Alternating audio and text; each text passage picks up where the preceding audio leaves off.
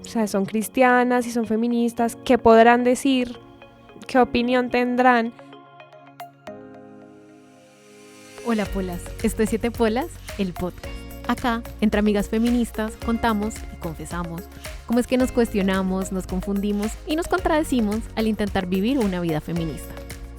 Usualmente vengo con un montón de puntos para poner sobre la mesa, pero hoy más que todo vengo con mucha curiosidad, con muchas preguntas, algo de nervios, porque este es un tema que para mí ha sido difícil de resolver, creo, en lo personal y en lo filosófico también. Y es que hoy vamos a hablar de feminismo y religión. Yo debo confesar que desde el momento en el que más conscientemente me declaré feminista y creí haber adquirido una conciencia feminista, una de las primeras cosas que rechacé fue mi religión y mi fe. Eso sigue siendo cierto hasta el día de hoy, pero tengo una gran amiga, Pola, y colega con quien hemos tenido muchas conversaciones infinitamente enriquecedoras e interesantes al respecto, que han iluminado completamente ese binarismo que yo inicialmente vi entre religión y feminismo, y esa persona es mi gran amiga y colega Pola, Daniela Escobar. Hola Dani, gracias por estar acá. Hola Cintu.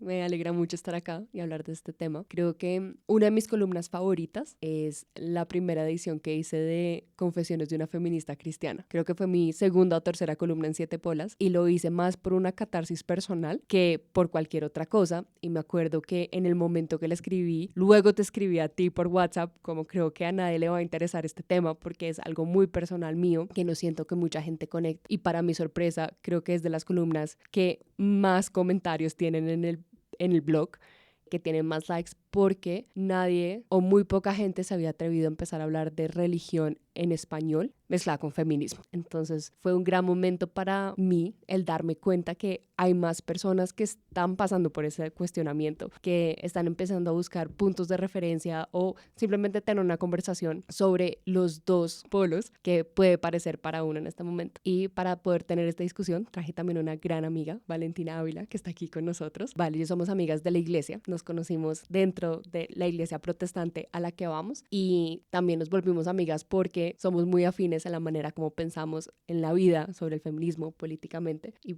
pensé que era la persona perfecta para que nos acompañe hoy. Hola, yo soy Valentina y como lo dice Dani, nos conocimos en el ambiente donde uno cree que no va a encontrar muchos puntos de vista comunes de pronto dentro del feminismo, pero pues así fue. ¿Qué les puedo decir? Qué responsabilidad y qué honor estar acá. Me parece que es uno de los temas que a veces dejamos a un lado porque no sabemos cómo empezarlo, no sabemos cómo hablarlo y no sabemos tampoco con quién sentarnos a compartir al respecto. Entonces, muy feliz de compartir con Cintu y con Dani y espero disfruten la discusión, aprendamos todos y pues nos quitemos ese peso encima de esconder una parte de lo que nos hace lo que somos y encontremos la forma como de conciliar dos puntos que creemos a veces opuestos. Me encanta que digas esto de lo que nos hace lo que somos, porque sí, efectivamente, somos todas esas cosas de las que hacemos parte y en el caso de ustedes, pues hacen parte de una religión organizada y además del feminismo como, supongo, como ética, como movimiento, como política. Entonces de pronto podemos empezar por ahí, ¿no? Cada una cómo concibe su relación o cuando inició su relación tanto con esta religión como con el feminismo. Bueno,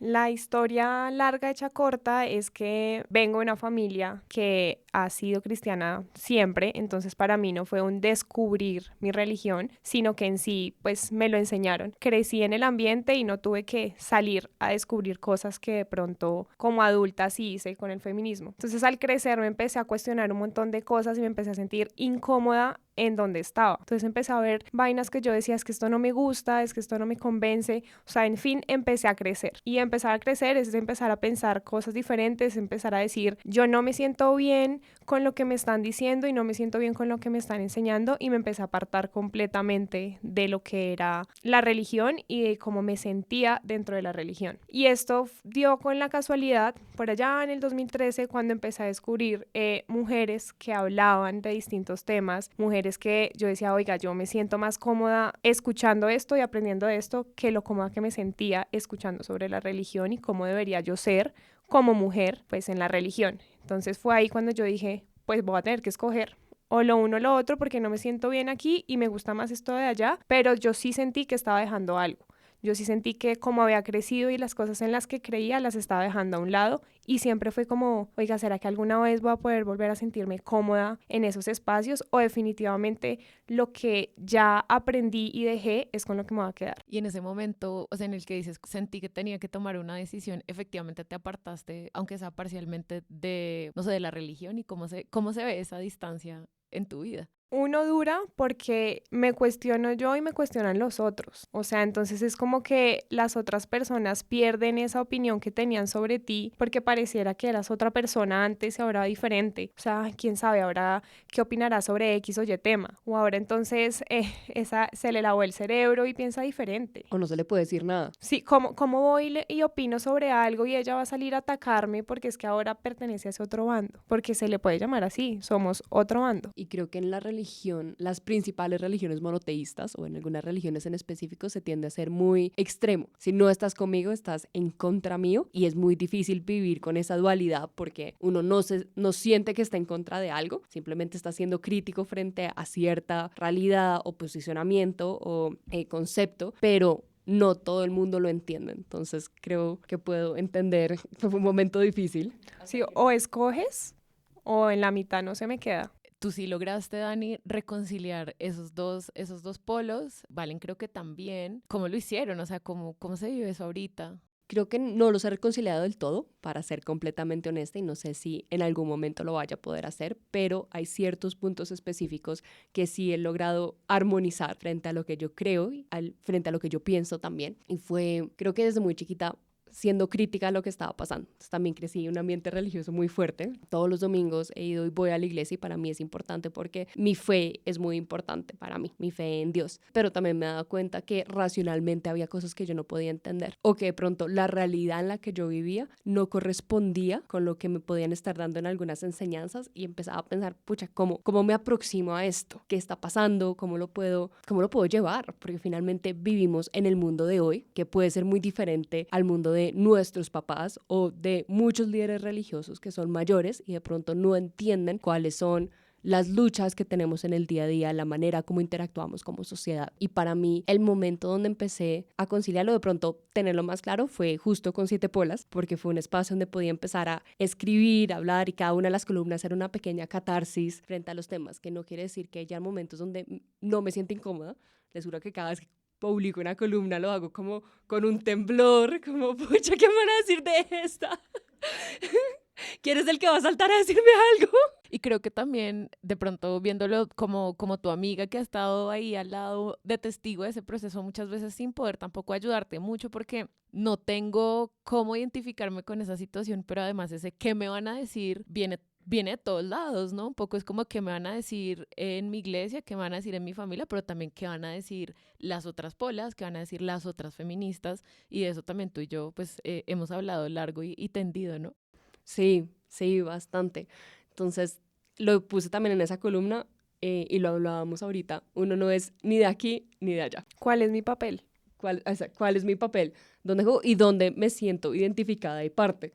Entonces, porque puede haber una partecita, digamos, dentro de la iglesia y la religión. Hay otra partecita dentro de los grupos feministas y uno está tratando siempre de ir entre el uno y el otro y ser mucho más clara en quién es uno en la mitad. Y ahorita hablabas también de estar intentando conciliar enseñanzas. No sé si eso sea pronto un concepto particular que nos puedan explicar de qué se trata y si alguna de las dos o las dos tienen no sé, alguna anécdota particular o un ejemplo más específico de cuáles son esas enseñanzas que luego ustedes tienen que, quizá, me imagino yo, mi metáfora sería pasar a través del prisma de su feminismo y mezclar esas cosas que ustedes han logrado mezclar para ahí sí aplicar esa enseñanza. No sé si estoy además usando los términos como deben ser. Uy, ese es un temazo.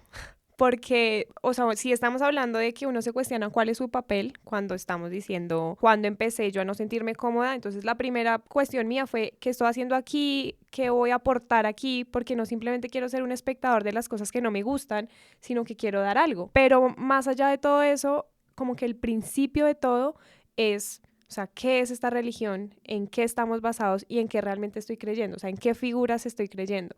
Y para mí, una de las cosas que sí generó conciliación fue la figura de Jesús. Me parecía una persona admirable, como en lo que en lo que históricamente él es. Entonces yo empecé a decir como, pero es que el tipo me cae bien. O sea, es que algo bueno hizo. Sí, este man sería un gran aliado. es que este man es chévere. Si lo tuviera hoy aquí, como que el man sí me diría como, oye, sí, tienen toda la razón ustedes, les doy la razón. Y a partir de ahí empecé a reconciliarme de pronto no con lo que había crecido dentro de la iglesia, sino con la figura de él, quien es en últimas en quien creo. Entonces, como de anécdota fue eso. Yo me puse a leer porque, o sea, hay que leer. hay que leer. Hay que educarse. Hay que saber. Y yo dije, pues no me voy a poner a pelear ni con el uno ni con el otro al respecto, sino que voy yo a tomar partida y voy a tomar mis decisiones y me voy a sentir cómoda con lo que yo estoy pensando, sea malo o no sea malo, pues voy a correr este camino tan difícil que me tocó. Y me puse a leer y me puse a ver quién era de verdad este man, qué pensaba, qué había hecho, con cuántas viejas se había cruzado por ahí, porque es que él se cruza con bastantes. Y empecé a ver cómo eran las dinámicas en la Biblia, porque pues tenía que ir a la Biblia, y empecé a descubrir un personaje bien particular y un personaje con un montón de cosas que a hoy le estaríamos cuestionando y que la misma iglesia probablemente le estaría cuestionando. Uy, total, y hay dos cosas de lo que vas a decir. Primero, la división entre fe y religión. Entonces, una cosa es lo que uno cree, cuáles son las creencias personales de uno, y la religión, que es una institución, una serie de reglas organizadas para llevar a, no sé, una moral común, digámosle. Y para mí creo que fue el primer punto para poder armonizar las cosas, entender que mi fe es diferente a la manera como vivo mi religión, y que la fe y lo que yo creo, digamos, que creo en Dios y que amo a Dios y que existió Jesús, es lo más importante por encima de la manera como puedo actuar esa fe. También tengo que dar el crédito, porque no va a decir como, pues ya yo me iluminé mágicamente en todo esto, sino también tuve un contexto, una educación, una familia que me enseñó a ser crítica y a entender las cosas en contexto. Entonces, lo que Vale decía de aproximarse a la Biblia y empezar a leer por uno solo, que creo que es algo muy particular del protestantismo, que es desde donde estamos hablando, valga la aclaración, uno se da cuenta que cuando uno pone la historia, digamos, de la Biblia, lo que hizo Jesús, en la época en lo que lo hizo, era algo absolutamente revolucionario, porque era una persona que no tenía las credenciales religiosas para llegar a disrumpir completamente una religión y el mundo completo, que se metía e interactuaba con todas las castas sociales, sin importar lo que pasara, que interactuaba con mujeres, que eso no pasaba en la época, y si uno lo puede ver desde ese contexto, se da cuenta que es un gran aliado y es un revolucionado, y es el momento donde yo me di cuenta que fue mi religión la que me hizo feminista, porque creo que a todos nos dio dones, a todos nos dio talentos para llevar a cabo un propósito aquí en la tierra y que no puede estar desligado de los intereses que uno tiene. Siento que puede ser quizá como la frase de este episodio, ¿no? Fue mi religión la que me hizo feminista, por todas las cosas que están diciendo ustedes, ¿no? También es esa religión, esa fe, la que me impulsa a ir directamente al texto, que eso es una actitud súper feminista, ¿no? Como yo me voy a formar mi propia idea, no voy a dejar que estas ideas me las medie otro, y además voy a buscar allí donde esté, dentro de su contexto, cuáles son las actitudes que, y ahí además no solamente feminista, sino interseccional este man, porque lo que estás diciendo, Dani, ¿no? Como que eso ya empieza a tener elementos no solamente que tienen que ver con el género, sino que tienen que ver con la clase social y que tienen que ver además con oponerse a un status quo, a una forma de organización social que es violenta con muchos y en la que solamente los más privilegiados, los más ricos, los que ocupan, digamos, esa clase superior son los que están bien y todos los demás están mal. Inclusive, curiosamente, no sé, Val, si te acuerdas de eso, pero en el Nuevo Testamento, en los Evangelios, Jesús a los únicos que llama víboras son a los maestros de la religión. Me estoy enterando, y eso que yo yo fui criada súper católica, yendo a la iglesia todos los fines de semana, primera comunión, confirmación y todo lo demás. Y me estoy enterando, y creo que esto también nos da pie para una conversación que es importante. Dani, tú nos ayudas a hacer esa distinción entre fe como creencia y religión como institución, como organización. Pero ahí la pregunta que a mí me entra un poco es, yo siento que, o percibo de esta conversación, que ustedes dos tienen unas ideas súper claras, súper contundentes sobre su fe, sobre sus creencias, y que eso pues quizá a veces las pone en una disyuntiva de pronto con las personas de su comunidad religiosa, pero aún así ustedes deciden permanecer en esa institución y permanecer en esa comunidad religiosa. Y me gustaría saber si se han planteado, digamos, esas preguntas, ¿no? Como por qué es lo que esa cosa institucional, comunitaria también aporta y cómo han tramitado eso desde todos estos puntos de vista feministas. No sé si quieres empezar. Es una pregunta difícil, pero cuando yo estaba chiquita tuve como un conflicto con mis amigos de la iglesia y me alejé un poco porque decía, no sé si quiero estar acá donde pasó X o Y. Y luego hablar con mis hermanos y con mis papás, caí en cuenta que yo no iba a la iglesia necesariamente por esas personas, sino por Dios, por edificar mi fe, por conocer más de Jesús, de Dios, de las enseñanzas. Y fue un momento muy importante para mí, para saber qué eran las cosas que yo creía y por las cuales me paraba. Pero también el estar en comunidad te ayuda a también tener estas conversaciones sobre temas religiosos que son importantes, como qué significa tener fe, qué significa creer en Dios, cómo puedo llevar eso a mi día a día, eso que implica en cómo me relaciono con otras personas que pueden creer en lo mismo que yo creo, cómo puede que no crean. Y pues sin duda la religión como institución sí da reglas y parámetros de qué es la moral y la ética y se traducen valores. ¿Cuáles son mis valores? Entonces, para mí, salirme de esa comunidad nunca ha sido una opción. Eventualmente sí lo he pensado, pero creo que me ayuda a poder también desarrollarme a mí misma, desarrollar mis ideas y poder afianzar mi fe, que es tan importante como para mí, como puede ser, no sé, como el desarrollo de mi feminismo.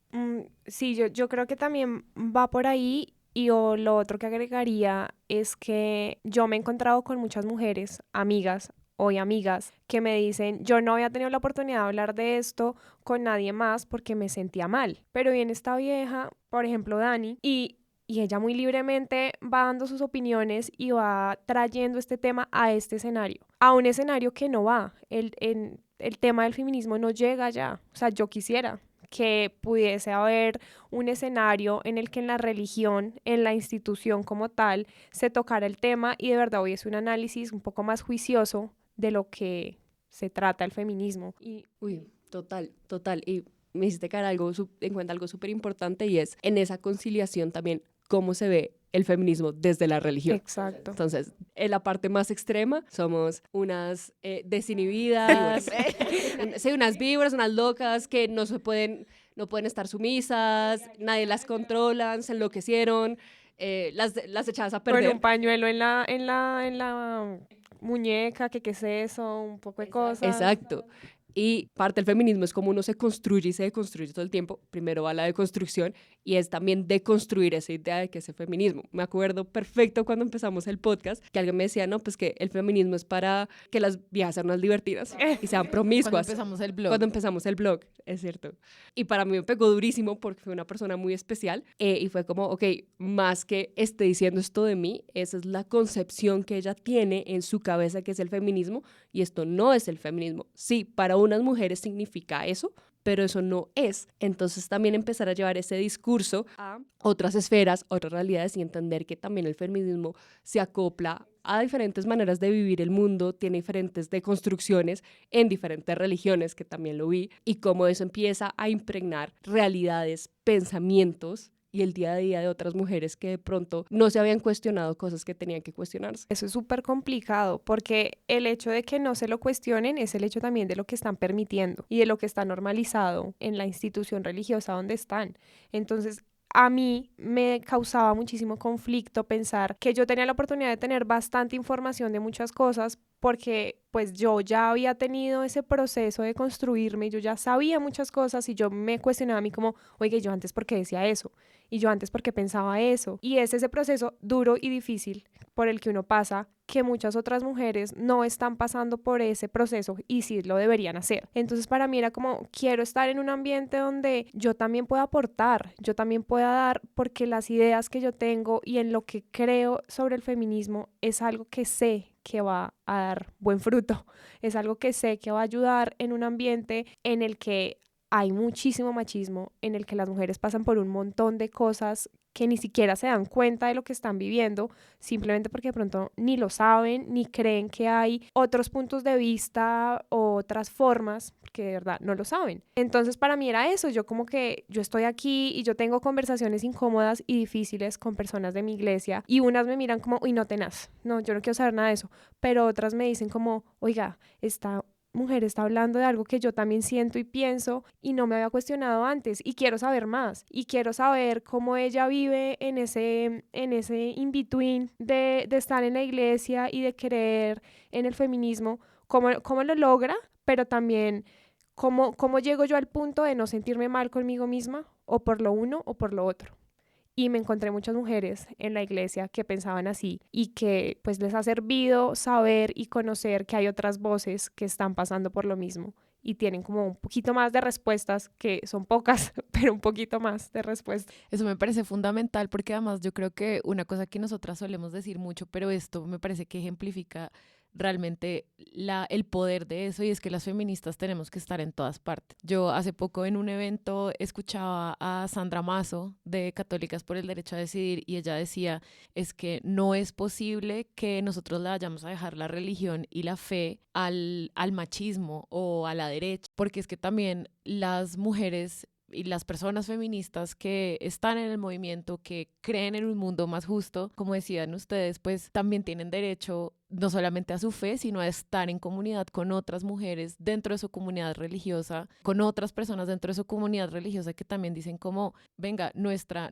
religión nos enseña esto, nuestra religión puede quizás hacer mejor el feminismo y el feminismo puede hacer mejor nuestra práctica religiosa. Y creo que eso es supremamente poderoso y no estoy muy segura de que todas las personas sean tan conscientes de eso. Entonces se me ocurre también preguntarles si han tenido como esa resistencia entre feministas, que cuando ustedes se identifican como soy una feminista cristiana, tú por ejemplo Dani, que has publicado ya varias veces al respecto, si sientes como esa resistencia en entornos feministas y cómo lo tramitas. No siento resistencia, no creo que alguien personalmente me haya dicho eres una mala feminista por tener fe, pero sí siento que muchas veces hay un intelectualismo snob en las feministas que es como, ay, qué lindo, ¿crees? Pero entonces no estás tan deconstruida. Y esa condescendencia que es tan machista. Exacto. Y es complejo, y en algún momento lo he hablado, y siento que muchas veces dentro del feminismo también se puede volver como una religión, porque tienes que seguir estos parámetros, tienes que hacer estas cosas, y creo que justo es lo que se quiere acabar con el feminismo.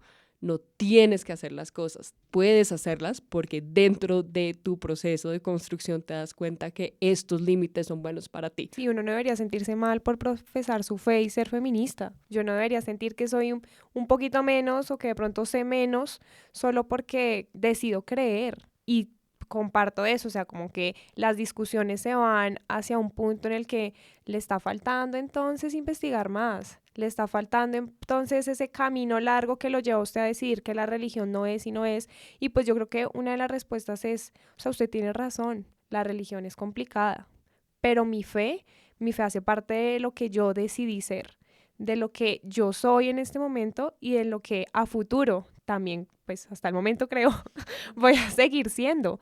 Entonces, es como pelear con la mayor premisa de yo tener la libertad de decidir qué voy a hacer con mis decisiones políticas, religiosas, con todo lo que esto implique, pues yo decidí construir mi fe y mantenerla, y eso no quiere decir que no me haya sentado a cuestionarme, criticarme algunas veces, porque ya lo hice y simplemente me paré a decidir que la fe es algo que quiero tener en mi vida y voy a intentar caminar en esta fe sin tampoco sabotearme a mí misma en lo que creo como feminista. En la religión además hay un tinte más pesado, y es que la religión se mezcla con lo que uno es y con lo que uno se identifica, y es muy duro enfrentarse a uno mismo, no solo pues como feminista, todo el mundo lo está haciendo, pero son creencias muy arraigadas, y cuando hay una posición tan de frente, simplemente crea un quiebre. No es fácil entrar con un discurso feminista y decir como esto no es o esto sí es, porque estás atacando la identidad de las personas. Entonces es importante los discursos, las maneras, las formas,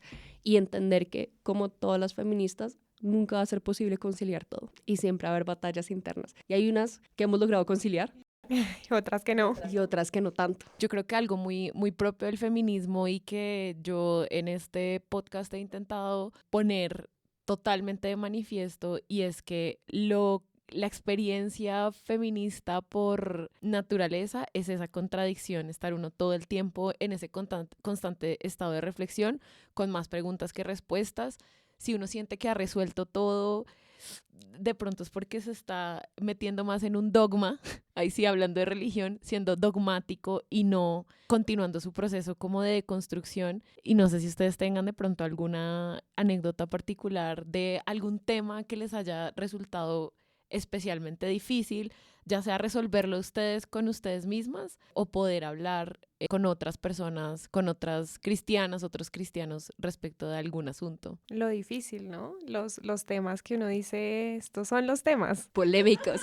¿Qué son cuáles? Digamos, típicos, aborto y homosexualidad. Y a veces un poquito política, porque es que acá lo meten en la misma. Sí, la política se mezcla mucho. Y bueno, tiene también sus personas y sus cosas, pero como siendo más objetivos, voy a empezar por aborto porque creo que es el que tengo más claro. La posición general de la iglesia es: la vida empieza desde la concepción, desde la fecundación del óvulo, y la vida es sagrada. Honestamente, yo creo que la vida es el regalo número uno que uno tiene, porque pues, si uno no está vivo no tiene nada, y sin la vida no hay absolutamente nada más. Y inclusive, pues tú y yo nos conocimos cuando estudiamos Derecho en Sociología Jurídica y nuestro ensayo final era sobre el aborto y el derecho a la objeción de conciencia de los médicos. Y fue algo que a mí me conflictó un montón porque como cristiana yo decía, yo no podría, si yo soy médico, yo no podría ejercer un aborto. Pero al mismo tiempo, cuando pienso en el derecho al aborto, pienso que es un derecho que tiene que existir.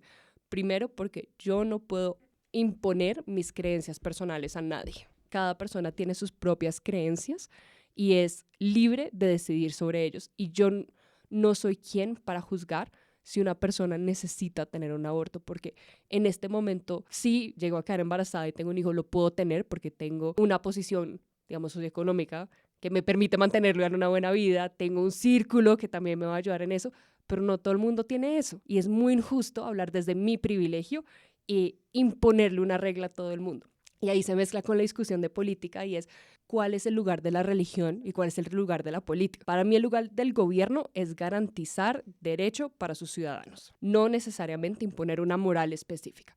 Es derechos y responsabilidades. La religión como tal te enseña cómo tú quieres que tus hijos se críen. Y si tú quieres que tus hijos no tengan un aborto, enséñales el valor de la vida y por qué para ti el aborto no es una solución. Pero finalmente todos somos personas que podemos tomar decisiones frente a nuestro cuerpo y esa fue, digamos, mi posición frente al aborto. Entonces empezó desde algo muy personal, digamos, cómo lidio con estos sentimientos, estos pensamientos y estos valores, hasta entender que de pronto mi posición no es la de todo el mundo y que como derecho tiene que existir, independiente si yo algún día decido hacerlo o no. No debería ser ni tan polémico. O sea, no deberíamos tener que estar haciendo la discusión de por qué la religión tiene tanto que ver en esto. Porque el tema del aborto ya debería trascender de algo religioso a volverse en que es un derecho, es algo que, o sea, tengo que poder decidirlo, porque yo no puedo estar parada acá en mis creencias y en mi fe e ir a imponerte a ti que no hagas algo, porque yo ni siquiera sé ella en qué cree, ni qué está pasando, ni qué está viviendo, y como decía Dani, o sea, yo decido por mí y por cómo yo esté en este momento, en todas las circunstancias emocionales, económicas, sociales, mi decisión está basada en el estatus en el que yo estoy ocupando en este momento, pero no porque mi fe diga que la vida empieza desde que pues se fecunda, yo voy a ir a exigirle a una mujer que está pasando por cualesquiera condiciones se pueden vivir en este país, a que también tenga un hijo. No lo puedo hacer. Y en eso también viene el tema de la política. Hay algo que digo y siempre voy a decir, es que el día que yo vea en mi iglesia a un político hablando, yo me paro y me voy. 100%. Y pues digan lo que digan, yo me voy a parar y me voy a ir. También el día que yo esté en la iglesia y alguien dé una opinión de aquellas opiniones bien terribles, yo me levanto y me voy, porque es parte de lo que yo he decidido ser. He decidido estar ahí, sí. He decidido aprender y construir mi fe en este lugar, sí, pero eso no quiere decir que yo vaya a ocupar un sitio en el que abiertamente se esté diciendo o practicando algo que de verdad va en contra de lo otro que yo creo. Entonces, en el momento en que se den estas discusiones respecto al aborto, difíciles, terribles, o sea, son terribles, pero mi posición siempre va a ser la misma, o sea, es un derecho y pues debería ser una política pública y ya. Creo que, pues nada, no, definitivamente nadie puede decirlo mejor que las personas que están efectivamente reconciliando esas dos posiciones. No sé si de pronto también quieran hablar sobre otro de los temas difíciles que es pues la homosexualidad. Les confieso, en este momento no tengo ni idea qué dice el cristianismo sobre las diferentes formas de vivir la sexualidad. No, es que uno se queda pensando, ¿no? Es que no creo que haya como un versículo bíblico que diga como, estás todo muy morra, pero que creo que lo más cercano es como que un hombre no se acueste con un hombre, pero no me acuerdo exactamente qué parte de la Biblia lo dice. Y la concepción de la familia, que es también, pues que el catolicismo es su bandera, o sea, la familia está conformada por un hombre y por una mujer. Sí. Del cristianismo en general. También, ajá. Y entendiéndose el cristianismo por todas las religiones que tienen a Cristo como su centro. Entonces el catolicismo, el protestantismo, Ahí para y hay allá. muchas ramas adicionales que hay por ahí. Pero pues sin duda, cuando estábamos creciendo nos dijeron que la homosexualidad era un pecado y que estaba mal. Y creo que fue muy duro para las personas que crecieron dentro de una iglesia y son homosexuales porque eran negándose a ellos mismos todo el tiempo, que honestamente es un dolor muy duro. Tener que negarse uno todo el día, todo el tiempo sin poder procesar qué es lo que está pasando. Y maneja la culpa, porque es que en la religión hay culpa y mucha culpa. Entonces ahora imagínate decidir, voy a ser abiertamente homosexual, pero yo crecí en medio de una religión que condena un poco eso. ¿Cómo lidio con la culpa? Y cómo en comunidad voy a seguir siendo la persona que soy, que es el punto. O sea, ¿cómo me voy a sentir bien aquí si todos me acusan y me culpan? Creo que todavía no está resuelto. Para ser muy honesta, no creo que en todas las comunidades religiosas se esté abierto a personas homosexuales y que ellas se sientan cómodas dentro de su organización. Y eso es hablando yo como una persona heterosexual por otras personas de una realidad que no vivo. Volviendo a mi experiencia, también me pasaba que pues esas discusiones que uno tenía en la mesa, ¿no? Del almuerzo con la familia, como no, y fulanito, que el hijo le salió gay, no, pobrecito, bla, bla. Y pues a la medida que uno sale de su burbuja cuidadita del colegio y entra a la universidad y se empieza a encontrar con otras identidades, otros géneros, uno dice, pucha, ¿cómo me relaciono con esto? La primera vez que vi un amigo dándose besos con otro man fue incómodo para mí porque no sabía relacionarme con eso, pero también por mi fe entendí que Dios sobre todo es amor y nos ama a todos sin importar lo que hagamos. La Biblia dice que todos los pecados son iguales. O sea, decir mentiras, comer de más, si dicen que acostarse con otro hombre o con otra mujer es pecado, todos somos pecadores y a todos Dios nos ama. Y si Dios nos ama a todos y Él es capaz de perdonarme a mí, ¿yo por qué voy a ver mal a otra persona y la voy a juzgar y la voy a tratar diferente? Si lo único que quiere Dios es que todos nos acerquemos a Él. Sí, volvemos con el tipo chévere de la historia que es Jesús. Yo de verdad pensaría que él no discriminaría, es obvio, o sea, no discriminaría a nadie, pero lo hablo como tipo, yo sí creo que él se le acercaría a personas homosexuales de una manera diferente como lo hace la iglesia. Yo como veo y creo en Jesús, yo no lo veo a él haciendo distinción de personas, que creo que es el punto clave. No lo iba a hacer con pobres, con ricos, con mujeres, con hombres, tampoco lo haría con orientación sexual.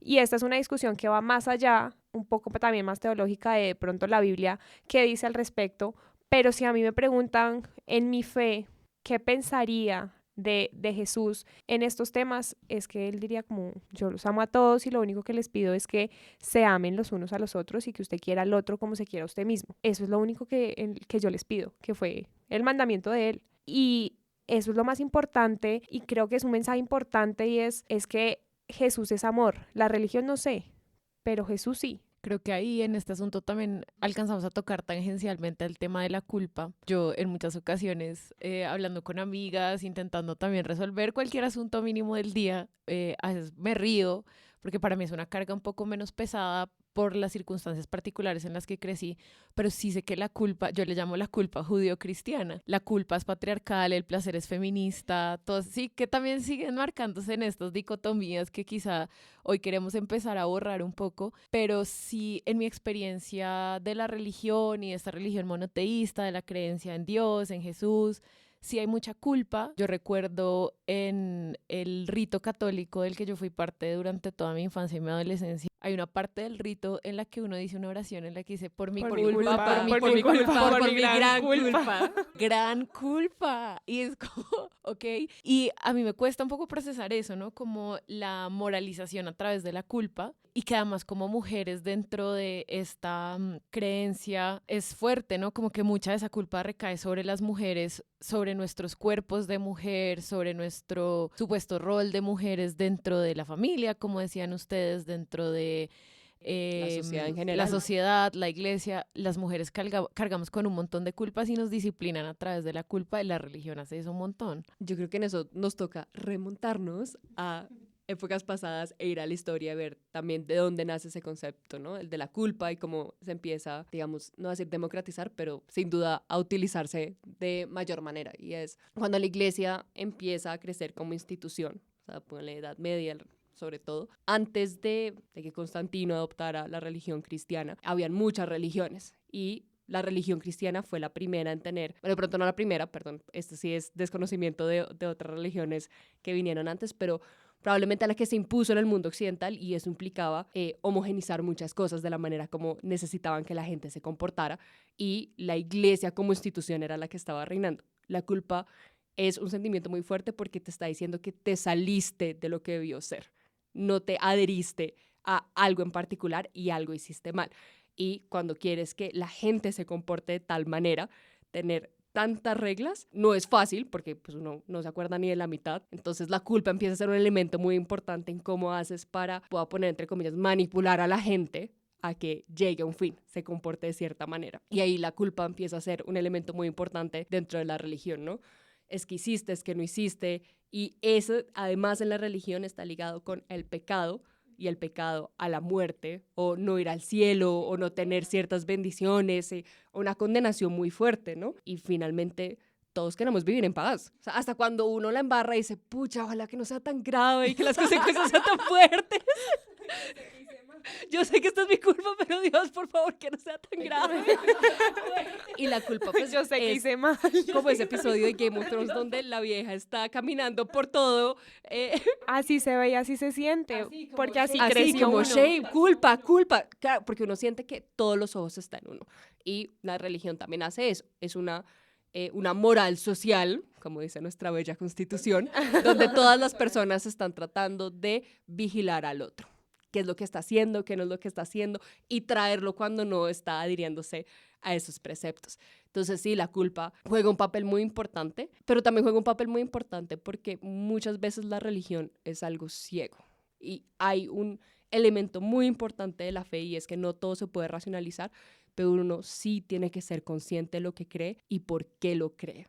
Y cuando uno entiende eso, la culpa baja, hay menos culpa, porque uno sabe exactamente qué es lo que está pasando y cuando, digamos, uno la embarra, también sabe que no va a ser el fin del mundo. Sí, creo que al inicio de la conversación yo estaba diciendo esto de que me senté a estudiar, me senté a leer la Biblia y lo mencionaba por una de esas razones y era la culpa. O sea, no había decisiones que yo tomara que no me generaran culpa, decisiones simples, de verdad, no era la gran cosa, pero era como vivir mis 20 años, pero yo con muchísima culpa. Y en ese proceso hubo muchas situaciones que vivió Jesús que me hacían pensar como, no, pero es que la culpa no es el móvil. Yo no debería seguir ciertas cosas basadas en la culpa. Y me acuerdo de una lectura que hice muy específica y es cuando iban a apedrear a una mujer adúltera. Entonces, no, pues traigamos esta mujer que encontramos en el acto. O sea, imagínense cómo venía ella. Y podemos poner en contexto, o sea, imagínense que alguien entra y se da cuenta que uno está como no tiene que estar y lo saca uno infraganti a la calle a que uno lo apedreen. Y sola, porque el don, ni idea. Ah, sí, el don. Si el man que estaba con ella, no sabemos. No aparece en la Biblia. El muchacho sí se quedó en la casa. Sí, o sea, y ella sale y la botan ahí y es como, vamos, o sea, la ley es clara, hay que apedrearla. Y llega Jesús y dice como, pues como, yo me lo imagino así, ¿no? O sea, como con esa ironía. La Biblia dice que él estaba como escribiendo algo en el suelo, no sabemos bien, no da detalle, pero es como ese comportamiento de él de estar ahí como si no fuera la gran cosa, pero iban a apedrear a una mujer en su cara y le estaban exigiendo a él que tomara también la decisión Que fuera el primero que mandara. Como, oiga, lance la primera, o sea, empiece porque es la ley y la tiene que cumplir. Entonces, pues, ahí va la culpa, ¿no? Entonces, pues, esa mujer ahí, y el man dice como, pues, no, ¿saben qué no? O sea, acá el que esté libre de pecado, pues, tire la primera piedra. Y lo bonito de esta historia es que, digamos, él juega con la regla y con la institución. Él no niega que esa ley exista dentro del judaísmo, sino encuentra una vuelta. Le dice, bueno, sí, toca apedrearla, pero el primero que esté libre de culpa, libre de pecado, que tire la primera. Y nadie pudo hacer nada. La forma como estoy recibiendo esta historia que ustedes me están contando en este momento es que hay una distancia entre la culpa y lo que está diciendo Dani, que es la autorreflexión o el poder de creer en algo y poder uno moldear su comportamiento o aprender de sus errores a partir de tener la convicción de una creencia, que es muy distinto de la culpa, porque en lo que escucha ahí Jesús no les está diciendo como todos ustedes son pecadores, siéntanse igual de culpables, autoapedréense, sino que les está diciendo piensen en qué tipo de personas son y cómo pueden ser mejores personas, que son dos cosas muy diferentes, y entonces creo que eso es muy poderoso también para darle dimensión y profundidad a esta idea de que necesariamente tener fe. Y acá literalmente me estoy hablando a mí mismo porque es como una realización que estoy teniendo en este momento. Para mí la fe siempre ha estado ligada a la culpa y por eso me aparté de mi fe, entre otras razones. Y lo que ustedes me están enseñando ahora es no, o sea, el elemento de la culpa se puede prescindir de él porque lo importante es que hay una forma de aprender de tus errores y hay una forma de reflexionar siempre y cuando estés siempre construyendo sobre esa moral o sobre esa ética que tienes. Y no puedo dejar de pensar que muchas veces para mí el feminismo ha sido eso. Tampoco quiero dejar pasar un comentario que decía Dani, y es que cuando queremos que el feminismo se vuelva dogma, pues empezamos un poco a como a entrar en esa dinámica de la religión o en algunas de las dinámicas más nocivas de la religión, y es que se vuelve es una obligación, se vuelve es un nuevo mandato. A medida que aprendo más y evoluciono más en el feminismo, me doy cuenta que lo que más rechazo son los mandatos, y creo que eso también entra como en este análisis de esta historia bíblica, porque también nos da eso, ¿no? Como que creo que se puede hacer ahí un paralelo muy bonito entre lo que ustedes están proponiendo, que es la fe y es la enseñanza de Jesús, con la forma como por lo menos yo vivo y he vivido más recientemente el feminismo, y es todo el tiempo estar pensando y reflexionando, no para darme palo, no para estar temiendo, por ejemplo, la reacción de las redes sociales o para estar temiendo la reacción de otras feministas, sino yo misma conmigo misma pensando, si yo creo en una ética feminista, en un horizonte feminista, ¿cómo puedo hacer cada día para ser mejor? Lo cual no quiere decir que algún día vaya a ser como el gran ejemplo del ser humano feminista, sino simplemente como cada día tendrá su aprendizaje y su enseñanza. Este pensar es, hay diferentes maneras de aproximarse a la religión y la mayoría de las personas tienden a ver la religión y a Dios en específico como un Dios castigador. Un Dios que está ahí para decir, sí, no, da palo, castigo, enfermedad. Y esa no es la visión. Sí, plagas. Hijas feministas, no, mentira.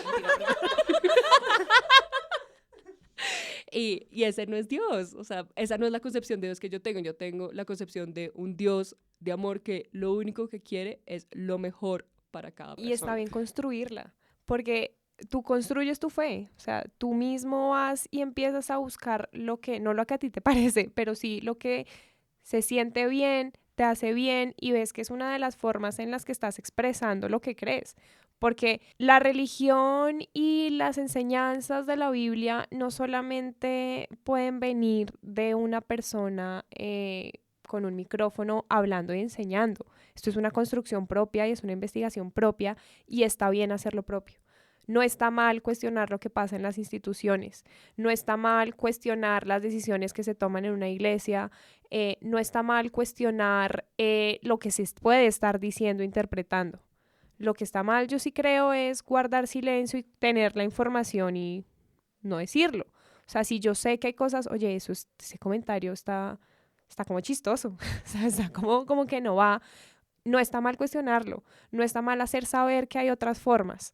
Me parece que el papel de muchas de nosotras en estos ambientes debe ser ese, siempre cuestionar, siempre incomodar, porque vamos a incomodar, porque no les va a gustar, pero seguramente después de eso va a servir para que las discusiones tomen otra forma, para que no se presente la religión como algo que se castiga, que se condena, que te van a apedrear, sino por el contrario, que no se va a tirar la primera piedra porque, pues en últimas, eso es en lo que creo.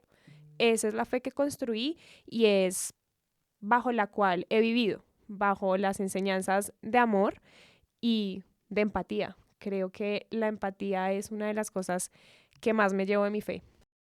Justo, Mali, llegaste al punto más difícil y es cuál es nuestro rol en la institución. Y es una pregunta que yo todavía no he logrado descifrar del todo, porque creo que sí es importante hablar y creo que lo más difícil siempre es quedarse callado, pero no es fácil, ¿no? O sea, cómo uno reacciona, cómo uno se enfrenta a, no sé, lo que tú decías, en una prédica que están diciendo algo que uno está flagrantemente en desacuerdo. ¿Cuál es la posición de uno en ese momento? Hablando de un punto particular, porque ese no es el único punto ni espacio de la religión, pero no es fácil porque también creo que los líderes religiosos, la mayoría no parten de un mal lugar, la mayoría son personas que han dedicado su vida a esa construcción evangélica y que también es muy respetable, inclusive loable, las cosas que hacen. Entonces, sabiendo que esa tampoco es una mala persona y no lo voy a, no es la palabra, pero satanizar o ponerle un más concepto y cómo hago resistencia dentro de la institución. No es una pregunta fácil. Creo que probablemente, en mi opinión, ese no es el espacio, no es llegar a una iglesia, a una misa y decir, esto no es así, y gritar, porque se está respetando también un espacio que es importante para personas, pero en otros espacios más pequeños, más cercanos, empezar a generar esas discusiones, empezar a mostrar que hay caminos diferentes y respetar del otro lado. Tú un momento me dijiste cómo empecé a armonizar. Yo en un momento fui líder de jóvenes en la iglesia y en el momento que me di cuenta que no podía compartir muchas de las enseñanzas, yo tuve que decidir dar un paso atrás porque tampoco podía ir respetar esa institución y lo que ellos estaban tratando de construir y saber que de pronto ese no era mi lugar para hacer la diferencia. Uy, sí, ese último punto es muy importante porque por más que en desacuerdo uno se sienta y por más, pues yo puedo decir que cosas que haya escuchado que no me gusten, pues yo no puedo entrar a una institución y, mejor dicho, destruir todo eso, decirles esto y lo otro, porque no es mi lugar, porque no es en lo que debo estar y tampoco son las formas. Las formas para llegar, creo que esta es una. Esta es una gran oportunidad de plataforma para que alguien que le suene como, y como así, que o sea, son cristianas y son feministas, ¿qué podrán decir? ¿Qué opinión tendrán? Pues me parece un muy buen momento para arrancar a cuestionarse lo uno y lo otro.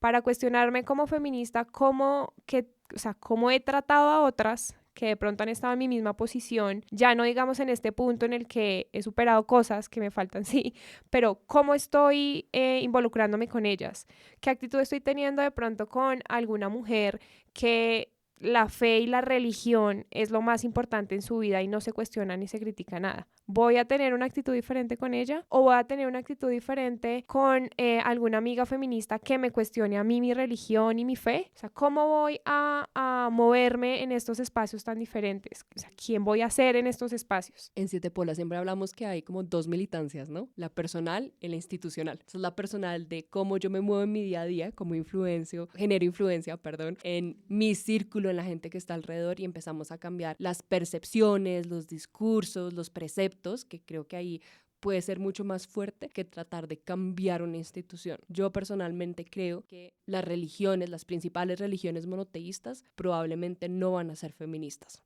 Va a haber expresiones dentro de las religiones que van a ser más feministas, pero son bastante patriarcales y no podemos esperar que todo cambie y que vamos a destruir toda la institución porque se ha construido a través de los siglos, porque trae un valor, pero sí podemos empezar a cambiar espacios dentro de las instituciones. Entonces, ¿cómo pasó la mayoría del movimiento feminista? Porque se llegó a una situación histórica donde las cosas no podían seguir igual. Y eso también pasa en la iglesia. Uno empieza a ver que hay más mujeres que quieren llegar al liderazgo. Hay más mujeres que quieren ser predicadoras, que quieren ser misioneras. Y en esos espacios donde empiezan a haber pequeños techos de cristal, es donde se empiezan a generar esas discusiones y donde se empieza a adoptar el discurso de una manera que pueda empezar a romper los tabús y los paradigmas. Me encanta que lleguemos a este punto en el que, Valen, hablas de otras mujeres para quienes su religión es un aspecto constitutivo de su ser y de su hacer. Y Dani, que hables de esta militancia personal o como este feminismo a mí me encanta hablar del feminismo de la mesa del comedor. Porque siento que por lo menos yo es ahí donde he sido más efectiva, y eso que, como las personas que escuchan este podcast quizás ya sepan, soy profesora y además pues escribo sobre feminismo, pero creo que como dice Dani, la influencia más profunda se ha ejercido es así, ¿no? Como en la mesa del comedor, en la sala de la casa. Entonces ahí sí les voy a pedir una ayuda. Yo suelo cerrar estos episodios haciendo como una especie de recapitulación, pero hoy no puedo. Yo voy a cerrar con una anécdota que me acordé de otra columna que hice sobre la historia del feminismo, y es que las mujeres jugaron un rol bien importante en el nacimiento del cristianismo como tal. O sea, el cristianismo, cuando Jesús muere, los discípulos empiezan a salir a los alrededores de Israel, que es la realidad, o sea, Turquía, Grecia, y las mujeres, la primera religión, empiezan a jugar un papel protagónico. Y ellas también predicaban y evangelizaban, y se empieza a reducir su visibilidad cuando a las mujeres dentro del imperio, creo que romano, griego, no me acuerdo ahorita, voy a volver a mi columna, se les empieza a determinar que la casa es su lugar y ellos ya no tienen esfera pública. Los hombres son los que tienen esfera pública, probablemente es Grecia por eso. Son los hombres los que son los dueños de la esfera pública y las mujeres no. Pero ¿dónde es que empieza a moverse la religión? En las salas de la casa, en las discusiones que tenían entre ellas cuando se reunían, y empieza a esparcirse el mismo evangelio. Entonces creo que tiene un poder muy grande tener esas discusiones, empezar a abrir ojos. Inclusive en momentos va a ser destapar ollas. No todas las conversaciones van a ser fáciles, pero es sembrar las semillas del cambio, de ver las cosas diferentes. Las columnas que menciona Dani, que son columnas de nuestro blog en 7 Polas, por supuesto que quedan en la descripción del episodio. Dani cierra con esta anécdota maravillosa, y la ayuda que les iba a pedir, que entonces ahora se la dirijo a Valen, es: si hay una mujer que está escuchando este episodio, tiene este conflicto, está efectivamente su fe religiosa es una parte constitutiva de sí misma, pero también dice, yo creo que el feminismo me suena y no sé cómo sentirme, no sé qué hacer, no sé cómo actuar al respecto, ¿qué mensaje tienes para ella? Yo creo que la empatía y la compasión en el proceso de uno mismo es súper importante. O sea, está muy bien sentirse perdido. Está muy bien no saber ni por dónde empezar, y está muy bien no tener ni idea de quién es uno, porque toda su vida creció y creyó que la fe y la religión era todo lo que componía tus decisiones. Y desarraigarse de eso es supremamente difícil. Y va a ser un proceso súper largo porque, como lo decíamos, hay culpa, hay valores que no quieres dejar, hay éticas que crees que no puedes dejar. Entonces, la empatía y la compasión para desde ahí poder partir a construir lo que son tus sís y tus no, tus negociables, tus no negociables, y que no va a haber un manual que te diga cómo ser, y no existe un manual que te diga cómo ser feminista, religiosa, cristiana, o no hay. Entonces es partir del hecho de que de esto no se sabe mucho, no sabemos cómo ser, nadie nos va a sentar a decir cómo es la forma correcta de ser. Entonces pues te va a tocar a ti.